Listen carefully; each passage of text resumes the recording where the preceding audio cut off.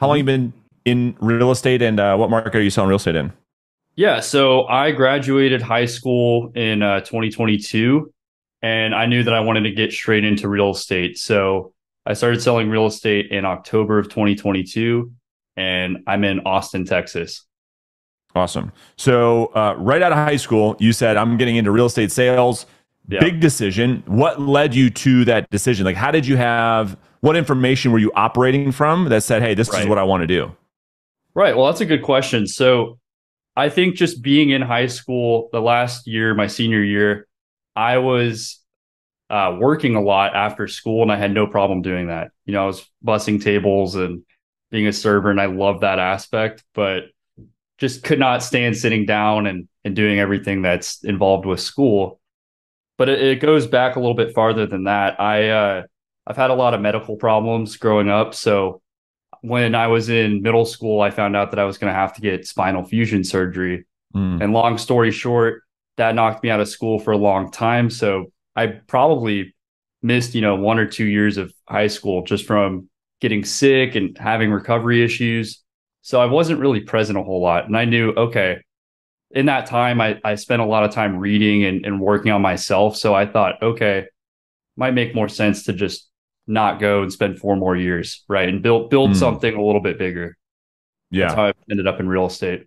Yeah. I don't think I knew that. I mean, that's crazy. Yeah. So it Yeah. makes sense. So how old are you right now?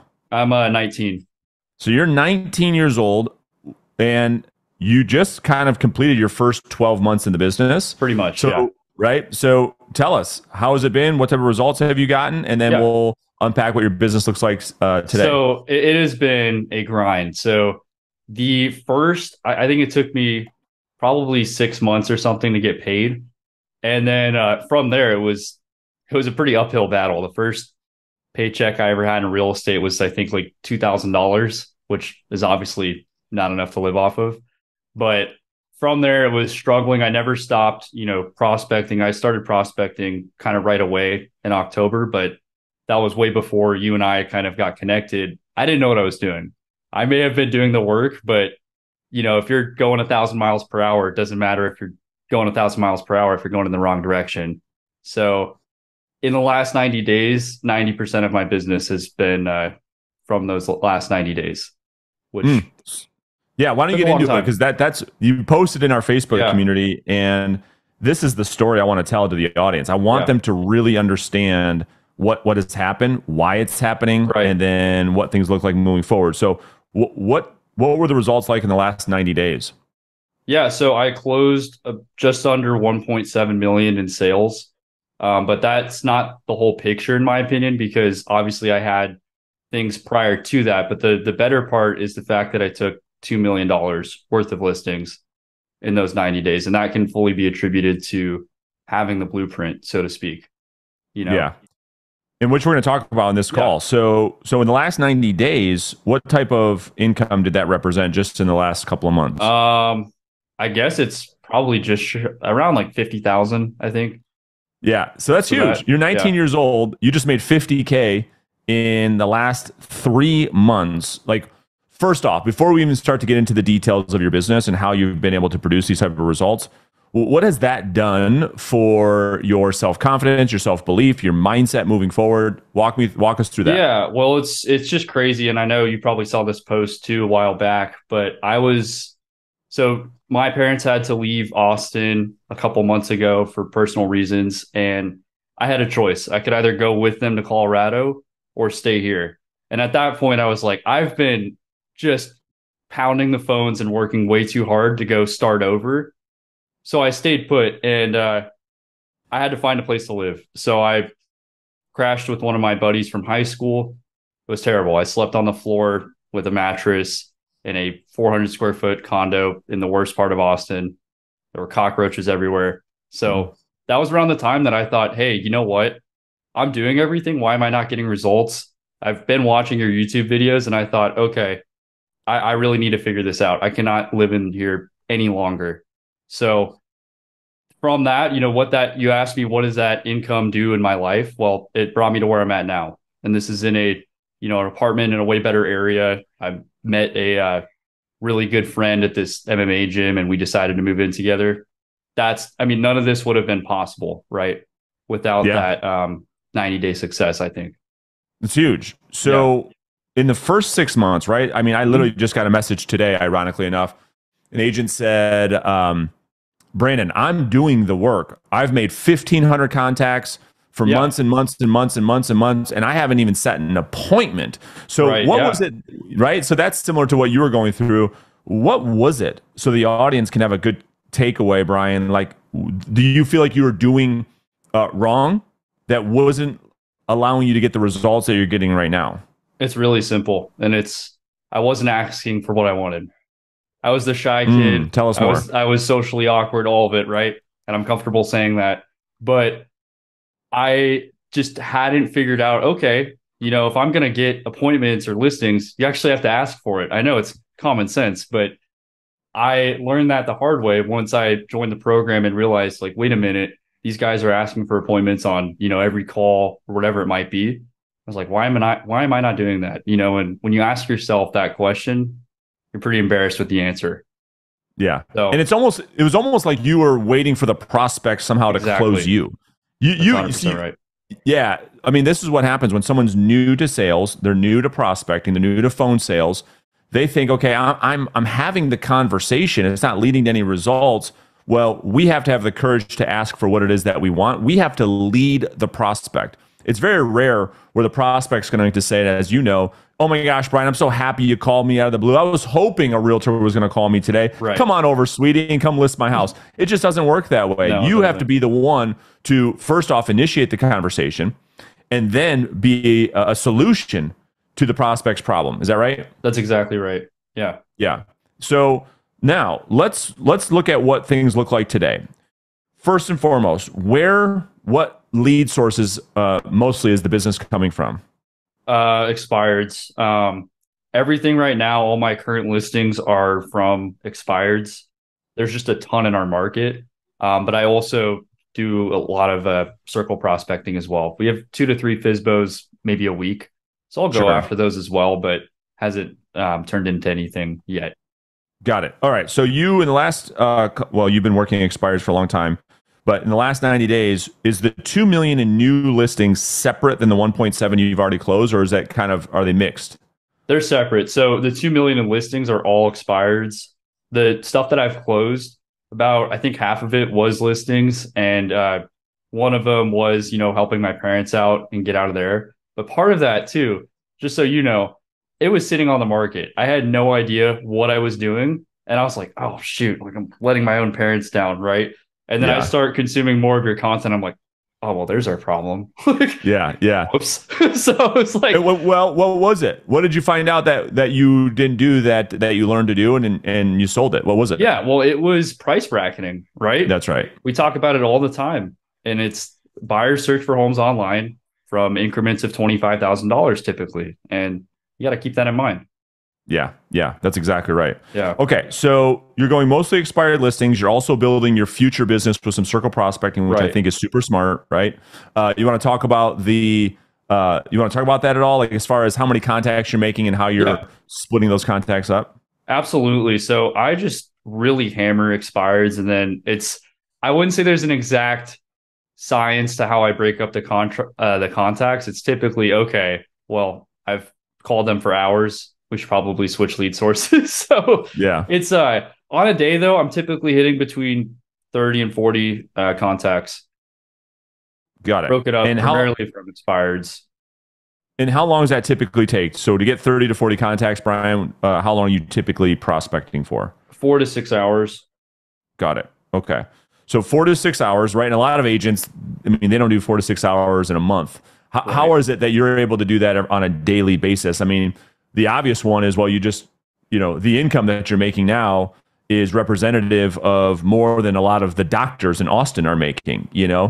because if you break down the 50K over a 90-day period of time, you can look at your monthly income. It puts you in the top 1% of income earners. So walk us Hmm. through from a mindset standpoint, how is it that you're able to do such a difficult task day in and day out for so long? Well, it's really just, I mean, who's going to do it? Right. If Yeah, not me, that's then right. who? Yeah, that's exactly right. I don't That's like waiting exactly right. around, and that's also why I've made a lot of changes in the last couple months because on the team that I was on was very much, and I heard this in Tucker's interview, it's very, let's wait around, right? Let's wait for our family and friends to go by and do all that. I can't do that. I hate waiting around for something that's uncertain. So for me, it's just let me control everything, right? And I believe that, starting out, you've got way more time than you do money. And it's a game of how much time can I exchange for that income, which is going to be prospecting, That's most right. certainly. Have you tried anything else outside of direct outbound prospecting? I mean, have you tried leads? Have you tried other ways of lead generation that you've gotten any results that are worth mentioning? Uh, I mean, I did open houses. I've had one closing from that, but it was, on that old team, they weren't really very pro prospecting, if that's the way of putting it. Right. And it was very much, hey, go do open houses every weekend, call your sphere of influence, get coffee with them. And I tried doing that, but I'm 19 years old. Like I have Yeah. friends from gyms and things in the past that are, of the home buying age, but it was just to my point earlier, I can't wait around. I just can't do that. Yeah. Why do you think, team leaders and broker owners are not, they're not, for whatever reason, I want your opinion, why Yeah. they're not bought into agents going out there and proactively getting business? I mean, you've secured almost $4 million in business through outbound prospecting. Why do you think most brokers and team leaders don't want agents doing that? Well, I think the biggest thing is I bet a lot of them probably don't do it themselves or That's right. gave up too soon, right? And then they don't want to see other people doing something that they maybe can't do. Yeah, they just don't understand it. And Right. so people fear what they don't understand. And so it's real easy to tell a brand new agent such as yourself, well, just go work your people that you know, go work social media, go work open houses. It's all a waiting strategy. It's all a go out there and just wait for people to do business with you. But you've taken a front seat to that. All right. So you're doing 30 to 40 contacts a day. Mm-hmm. Let's break down the actual conversation. Let's get into the Sure. actual Yeah. sales methodology. What have you learned through the work that you and I have done together that's really helping you to get such the results that you're getting as of lately? Yeah. I think it's really just a couple things. I think the most important, and sometimes, and I'll catch myself when I fail to do this, is I guess asking questions to slow the conversation down.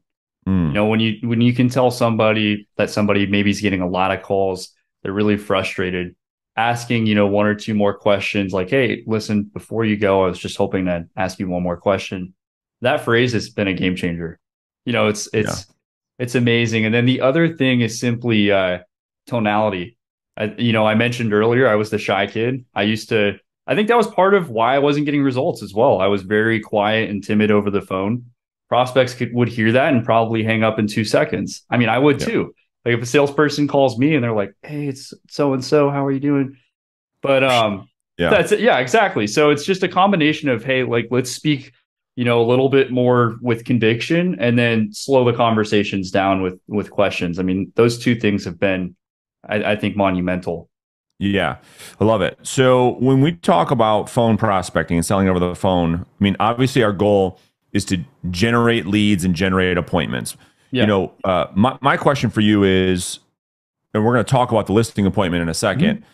When you set listing appointments, are you finding what percentage is coming from the very first contact versus appointments coming through lead follow up? Because you're calling mostly expireds, right? So you Right. Yeah. probably get a lot of first contacts, but is it split 50-50, or where do most of your appointments come from? That's a really good question, and it fluctuates a lot. Like I've had weeks where I'm just calling my database, and it's like, oh wow, they're ready to meet. They're ready to meet. But I would say on average, 2 out of 3 of every appointment that I set is probably from the first contact, just because of the volume of expireds. Right, to your point Yeah. earlier. Yeah, makes a ton of sense. And Yeah. how many appointments are you typically setting on a weekly basis, roughly? So I've been able to probably set about 1 to 2 a day, if I'm really focused and having good quality conversations. Now I've been working on maintaining those appointments, not having them, Sure. cancel. But yeah, I'd say about anywhere from 5 to 10 a week. Got it. And how many? So if you're setting 5 to 10 a week, which is great, how Yeah. many does that typically land you on where you actually go and visit that person face to face? So lately it's been 3 to 4, but with the holidays, it's gone down probably to 1 or 2 now. Yeah. So But yeah, typically without the holidays, you're looking at almost going on an appointment every day. pretty much. Yes. And so, and then what are you able to convert? I mean, how many listings are you taking right now on a monthly basis? Two. Yeah, 2 listings a month, right? 2 listings a month. Yeah. Yeah, love it. So let's transition to the appointment itself. So Okay. you're 19, you're going in there. You know, I think there's a lot of people that have a lot of excuses, right? I'm new to the business. I'm young. I don't know the market. There's a lot of self-limiting beliefs. How have you been able to overcome some of these feelings of maybe some imposter syndrome, or maybe because you're young? Well, let's talk about that first, and then we'll talk about tactical, what you're doing on the appointment. Yeah, that's a really good question. So that's definitely something that I would really struggle with, a year from now, or even maybe 5 or 6 months ago. But I think the biggest thing that's helped is really just knowing your market inside and out. And how you do that, there's a lot of different ways to do that. But the biggest thing for me is just spending more time on those CMAs before I go on the appointment. Because then when you walk in that you know everything inside and out, right? Researching that property history, everything. But that's really helped, just because at the end of the day, they're not going to care how old you are, how much experience you have, as long as you come across as an expert, right? That's right. And they feel that you can actually get the job done. Yeah, I love it. And I totally agree with you. I mean, we talk a lot about, communicating as the expert, but in order to do that with confidence that you talked about, with conviction, Right. you got to know your shit. You have to actually know your stuff. You got to study the market, and you've got to know the data so that you can speak to it in a way that the seller's just like, wow, it makes total sense, because they can't argue with logic, right? Exactly. Spot Yeah, on. I love it. So, we teach a 6-part listing presentation. Which part, or maybe there's multiple, have you found that has made the biggest impact in your ability to go out there and win business from people that don't know you? Hands down, the entire pricing part. The Yeah. first time I did it, it was the first time I went on an appointment and had no pushback on price. Mm. So I the thought pricing that I would, presentation. yeah, exactly. I thought every single presentation I'd have to get ready for a debate, but that shocked me. That shocked Yeah. me. Yeah, it makes sense. I mean, that's like the meat and potatoes of the presentation, right? Right, And so if you truly. can really learn our pricing presentation, just helps you to stand out as the obvious choice.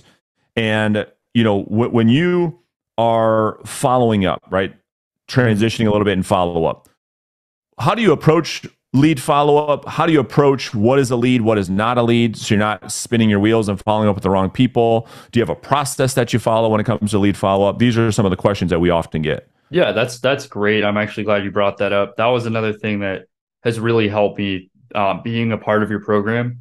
Excuse me. Is the lead follow-up process, right? Before, I think that was a big issue too, is I was forcing leads, Mm. right? I was in the data collection business for sure before we met. It was always, okay, if I got an email, I've got a lead. And as we know, that's not true. So I think the biggest thing is getting really clear on, okay, do they have a real reason to sell? Or are they just, oh, if I can get X amount, then yeah, I'll put it on the market and sell it. So making that distinction along with, but now we can talk about the system. So it's exactly what you teach, right? The folder system, categorizing your leads. Okay, if you've got somebody who's ready to transact in the next week, you're going to call, text them, at least look at them, once a day, right? And then with the warm leads, that's where probably the bulk of your leads are going to be. People who are maybe, 7 to 90 days out. You're going to touch those guys at least once a week. Maybe, text them on Friday, call them on Mondays. That system has really brought a lot of clarity, because Mm. before I was using Follow Up Boss and I would just have like 200 tasks a day with people that, I mean, if you want to, this is how it looked when I would call them. I'd just look at my phone for about 5 minutes and then go, wait, who is this? Like, Sure. Yeah. why am I calling them? Right. Yeah. So getting clear on what a lead is, and then having that system in place to know, okay, I need to talk to this person this time. It's amazing. brings a Can lot of you clarity. speak? Yeah, and that does make sense, and it does help to give clarity. Can you speak to something we talk about all the time, which is going for no, and what that Oh means to yeah, you, and how you've been able to generate higher quality conversations? that is my favorite thing to do now. So let's say you have a good conversation with a lead. They sound interested. It doesn't matter if they sound extremely motivated to me or if you feel like maybe you are forcing lead. I'm always going to say, hey, listen, like let's just say they say, okay, follow up with me in a month. I'll be okay. That makes sense. I'll be sure to do that. I just want to make sure. Sometimes when people tell me to give them a call back in a month, and I'm not saying this is you, but they're really not interested and they're just being polite. I mean, if that's the case, you can tell me. I I mean, love that it. that changes everything. And Then how do when you people call them, typically? So here's the thing: you have to yeah, have courage, right? So you you have do, to come yeah, out of your shell, sure. so to speak, right? So everybody's got the childhood shyness, right? It takes some Yeah, courage to communicate the way we're talking about, right. but when you do, how are prospects typically responding to that? I had somebody call me back, I think a week after I did that, and they said, "Hey, I just wanted to let you know you were the nicest person I spoke with." And they weren't expired, so they were probably getting, 100. I mean, it's Austin. They probably got 100 or 200 calls that day. And she's like, "You were the nicest person I've spoke with. You were honest and polite. I never felt pressured. That's the key part of it, right? That's right. That's what it People, does. yeah, it's just an honest, authentic, transparent, no BS, no beating around the bush, no tricks, no Seriously, tactical things to try to persuade and twist things. None of that, correct? exactly. Yeah, Yeah. Yeah. I love it. it's crazy. So as we round out this year, right, we've got about Mhm. 30 days left or so in 2023. Knowing what you know now with the skill set that you have now, with the pipeline that you've been building, talk to us about 2024. What is the goal that you're looking to accomplish next year? Yeah, so I would like to hit about I think 155,000 in GCI. That would be because that would net roughly 100, I think, Yeah, after everything. Yeah. it's massive. I mean, have you shared any of this with your parents on like what things have looked like last couple of months and Yeah. what the business? I mean, what do they say? They're happy. They were not Yeah, the typical parents that are like, "Oh, you need to go to college and get your 4-year degree." Both of them are in sales.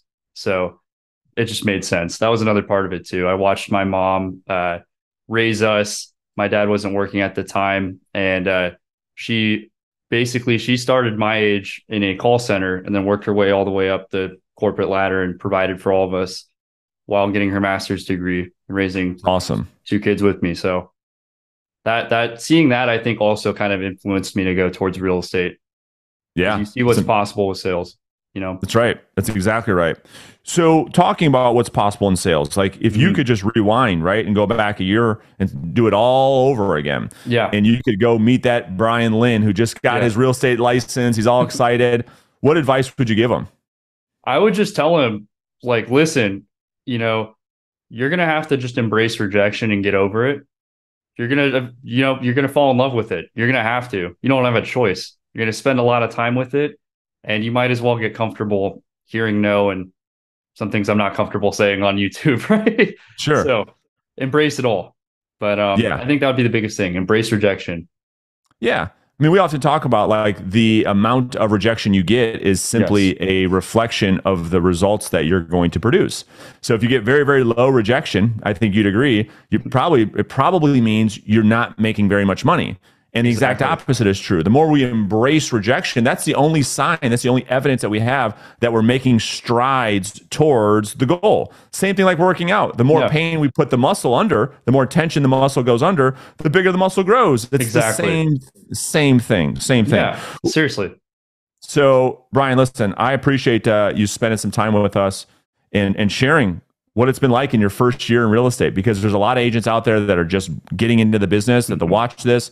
And you could be a heavy influence for those people that are just getting started, just like you did, just Yeah, like you were watching interviews like this a year ago on YouTube. yeah, Now other seriously. people have the opportunity. So, if people want to connect with you, what's the best way for them to do so? I'm more than happy to give out my cell phone. It's 512-774-2152. Cool. I appreciate that. And I love coaching agents such as yourself because yes, you do the work, all of that, but you're a student of the game. And what I mean by that is you really focus on the skills piece, because exactly what you said at the beginning of this episode, you can make calls, you can knock doors, you Yeah. can do open houses for months and months and months and months. That doesn't mean that you're owed results No, not at until you all. actually become a student of the game. Would you agree with that? Yeah, 100%. Yeah. 100%. So, dude, I appreciate you very much. Look forward Likewise. to what's 2024, to what's to bring for you. And I'm fortunate to be by your side and help you through it. So thank you so much. Well, thank you. I appreciate it. All right, Brian, I'll talk to you soon. Take care. Yep. Bye now.